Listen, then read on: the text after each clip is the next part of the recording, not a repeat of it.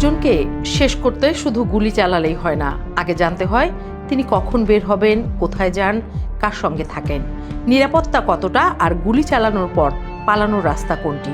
শরীফ ওসমান হাদি হত্যাকাণ্ডের তদন্তে অন্তত এমনই একটি পূর্ব পরিকল্পিত ছকের তথ্য উঠে এসেছে। তদন্ত প্রতিবেদন অনুযায়ী হামলার আগে কয়েকদিন ধরে হাদির গতিবিধি অনুসরণ করেন প্রধান শুটার ফয়সাল করিম মাসুদ ওরফে দাউদ এবং মোটরসাইকেল চালক মোহাম্মদ আলমগীর শেখ। আর একাধিক তদন্তে পলাতক যুবলীগ নেতা মোহাম্মদ তাইজুল ইসলাম বাপ্পিকে মূল পরিকল্পনাকারী হিসেবে চিহ্নিত করা হয়েছে। 2025 সালের 12 ডিসেম্বর দুপুরে জুম্মার নামাজ শেষে মতিঝিলের ওয়াবদা মসজিদ থেকে বের হন হাদি।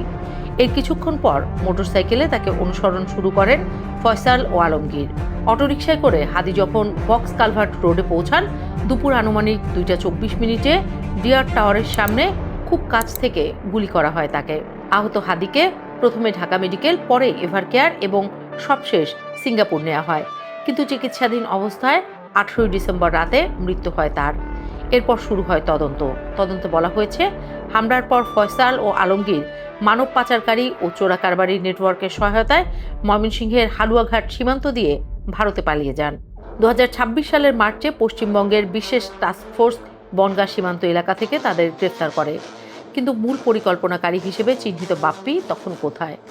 তদন্ত সংশ্লিষ্টদের তথ্য অনুযায়ী তিনি 2025 সালের সেপ্টেম্বরে বেনাপোল হয়ে ভারতে যান। সেখানে পরিচয় গোপন করে অন্য নামে আধার ও প্যান কার্ড সংগ্রহ করে কলকাতার খিদিরপুরে অবস্থান করছেন বলে তদন্তে উঠে এসেছে।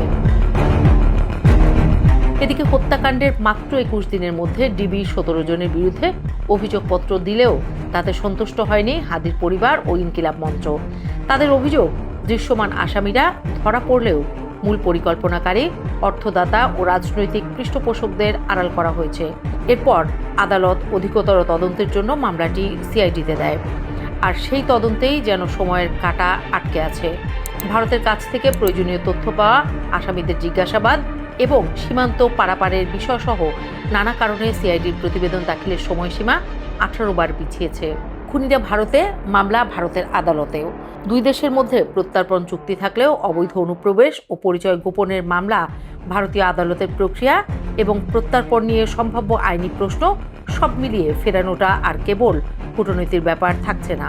আর এখানেই রাজনৈতিক উত্তাপের আশঙ্কা। তদন্ত প্রতিবেদনে সতর্ক করা হয়েছে, বিচার ও প্রত্যর্পণে দীর্ঘসূত্রিতা চলতে থাকলে বিষয়টি বিরোধীদের বড় রাজনৈতিক ইস্যুতে পরিণত হতে পারে।